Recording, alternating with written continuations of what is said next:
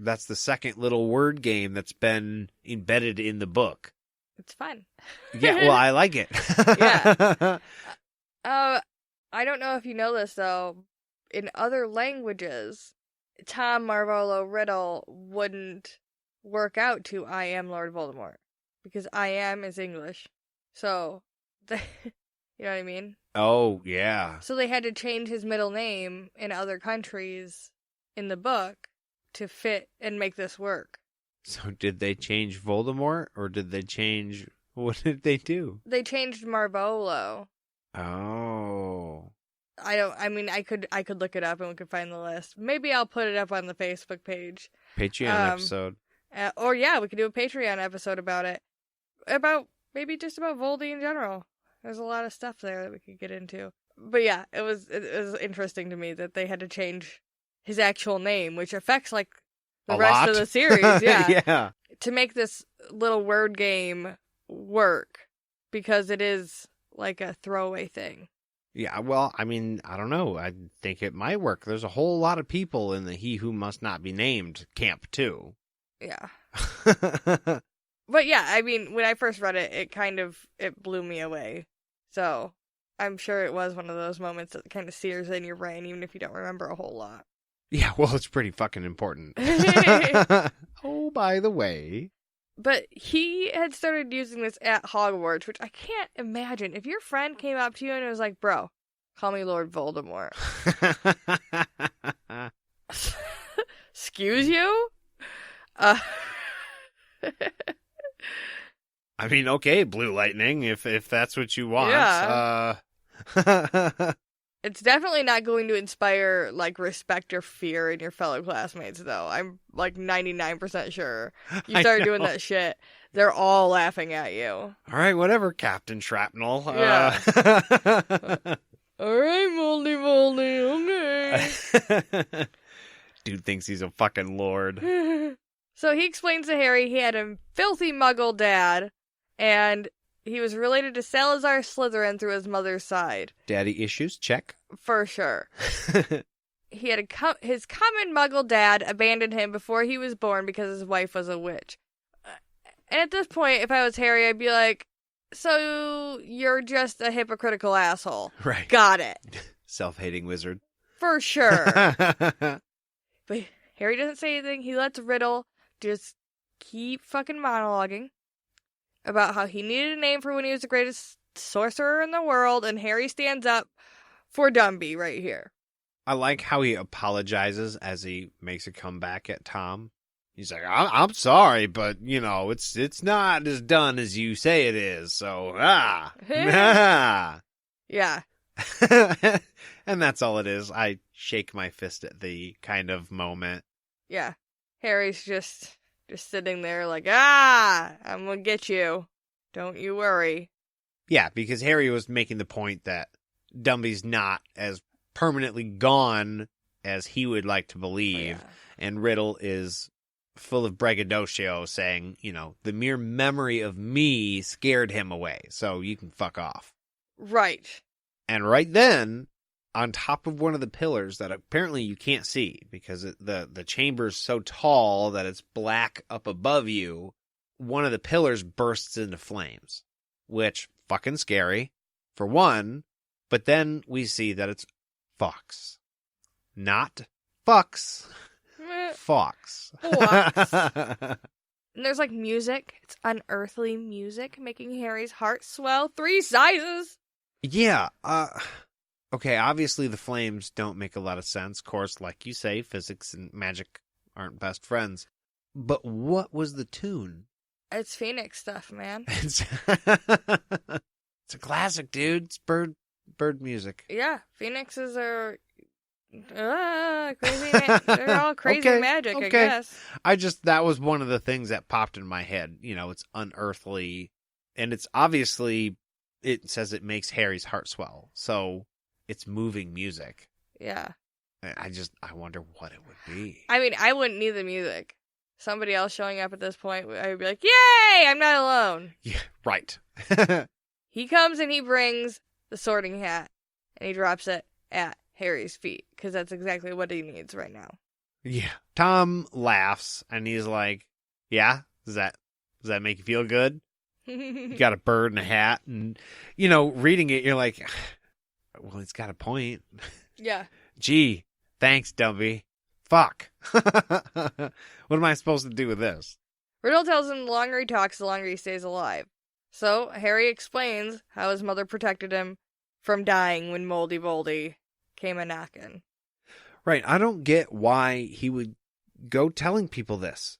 Like, Superman didn't shake people's hands and be like, hi, kryptonite can really fuck me up. Nice to meet you.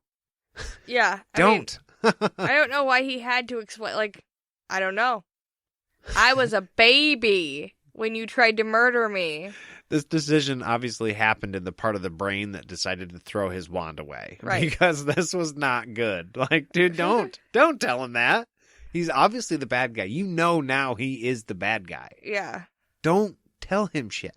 I mean, yeah, you gotta keep talking, but you have your bird and your hat, dude. Go fuck him up. Yeah. Chuck the hat at him, kick him in the balls, and run. Riddle tells him he gets it. There's nothing special about Harry. They're a lot alike, actually. But it was just lucky chance that saved him. And Riddle says they should match powers now. The tools that Dumby left him. Nope. Riddle says that they should match powers. The tools Dumby left the great Harry Potter versus the tools that Riddle has. Okay. So Riddle starts to walk away, and he walks towards this giant ass statue, and he starts speaking to it. He says, "Speak to me, Slytherin, greatest of the Hogwarts Four," which, I mean, bullshit if you ask me, but the mouth of the statue opens up. Fawkes takes the fuck off. He takes the fox off. And, I'm sorry, he Fawkes off. Yeah, I'll be here all week. And for whatever fucking reason, Harry goes, "Oh no, scary shit's happening," and then curls up in a ball and closes his eyes. At first it confused me too. It's because he doesn't want to get dyed. Because he knows that if you look at the basilisk, you'll die. Yeah, it took me a minute to remember too, but he was like, "No, I'll die." So that was a tactical move. Right. There. It was he wasn't being dumb. It seems like he's being dumb, but he's not. I was like, man, that's pretty anti-hero, dude. Right. He feels something huge hit the floor, which I just want to point out that this statue's mouth was way the fuck up there. Yeah. So either this thing is really, really long, so it just was able to flump on the ground, or this thing went whap. Well, they said the skin that they found on the way into the chamber was 20 feet long. Yeah. So the statue, I'm assuming, is taller than 20 feet. You're better with measurement than me. That's why I want your opinion on this. If it's tall enough of a room to make it black at the very top, meaning no light's getting up there, it could probably be 80 to 100 feet tall. Okay. That if you had torches and looked straight up, it would not light the very top of that roof at all. Yeah. And that's how high the room is, and the statue goes nearly that tall. So maybe you're thinking 60 to 70 feet. Yeah, so that snake still took a damn good fall. Oh, yeah. Yeah, it fucking jumped. It superhero knee landed. Oh, wow. Yeah.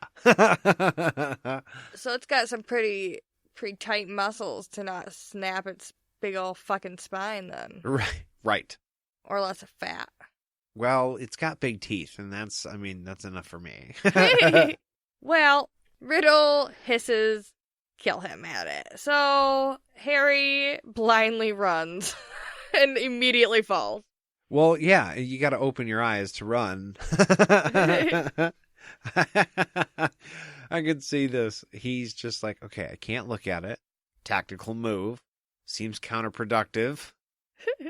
But this is the move we're going with. And then he hears it moving around. So he's like, oh shit. And he takes off in any direction. Like, well, obviously, dude.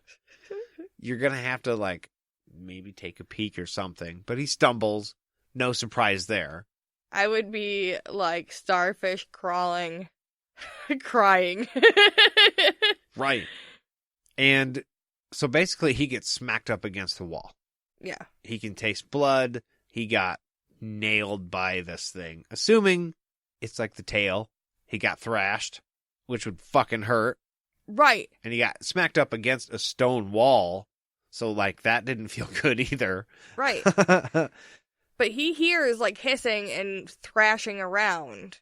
So that's why he chances a look at this point, and that's when he sees the basilisk, like, weaving around all drunkenly. Ducking and weaving. Yeah. Because Fox is flying around, pecking at it, and its eyes are punctured. It can't see shit. I was like, earlier, Harry went, oh, fucking bird in a hat. And now he's like, fuck yeah, bird in a hat, man. That bird's my friend. That bird's my friend. Fuck you, Snake. So, Riddle's yelling at the basilisk to leave the bird alone and just ignore it. Smell the boy. You don't have to see it. You can kill him with your nose. Not with your nose, but you know. Track it with your nose. Then Find kill him it with your nose. You kill it with your face. Kill it with your face. And that's when Harry decides he's going to try to use the hat. He puts it on and thinks, help me. Which is a little bit weird. I feel like he was probably a little more excited than that. I do want to say, if I was a big-ass giant snake and my owner thing was telling me to ignore the thing that was blinding me, I would A, kill the thing that was blinding me, or B, attack my fucking... Fuck you, dude. Right. No. You obviously see what's going on here. You see, I have no more eyeballs? Yeah. How about back the fuck off, okay? Yeah. I think at this point, this basilisk would be lashing out at anything that's coming anywhere near it. It has no more eyeballs. It's in kill you mode. Yeah. No matter what you are. Well, the hat constricts on Harry, thinking that he needs something to help him, and something heavy and hard hits him and almost knocks him out. It wasn't great planning. No. No. He pulls the hat from his head, and a silver sword with a handle glittering with rubies is inside. Yes! I fucking love swords. I got this badass bird. Okay, not my bird, but appreciate it being on my side. But I'm going to go ahead and keep this hat too now, because you can just like pull weapons from it. This is my favorite hat now. The now. sorting hat is the coolest fucking thing ever. You can talk to it. It can help you think. It can give you weapons. I would wear this hat all the time. So the basilisk lunges at Harry, and he dodges it, but it gets him the next time. So he tries, but it's a fucking snake, and it's faster than you. So what can you do? Yeah. At the same time that Harry stabbed it in the top of its mouth. So, like, on the inside of the mouth going up towards the brain, right? Yeah. Not from the bottom of the mouth all the way. No, because he has one fang in his arm. Yeah. So, I mean, ow. Yeah. I'm assuming it's like we said, 20-foot long snake. It's as big as it does describe it in the chapter, and the actual word is escaping me right now, but it's big. So the head on this thing has to be from front to back. You know, I'm holding my hands up. I know you guys can't see this. Maybe 16 inches total? Yeah. Big jaw. The teeth are not little. They have to be, 4 inches long? Yeah, I mean, at least. In my brain, they're so much bigger. Yeah, but then, you think it's only 20 feet long. In my brain, this thing is like, what is it, Gyarados? The big, giant dragon thing. But it's not that big. With a fang half my body size. Not as it's described in the book, and I think in the movie, it's much bigger than that. Yeah. But like a snake that size would be scary. Oh, yeah. Oh, fuck yeah. It doesn't need to be giant. I do, real quick, want to say, I can barely lift a sword as a, actual, real-life woman. I don't know that Harry, as a 12-year-old little bitch boy, would be able to lift a sword hard enough to stab through the skull of this fucking snake. I was going to say, until that last part, you could two-hand it and you'd be fine. And you could definitely stab somebody with it. You could probably stab this snake with it. But the bone part, that is that's hard to do. That's not easy.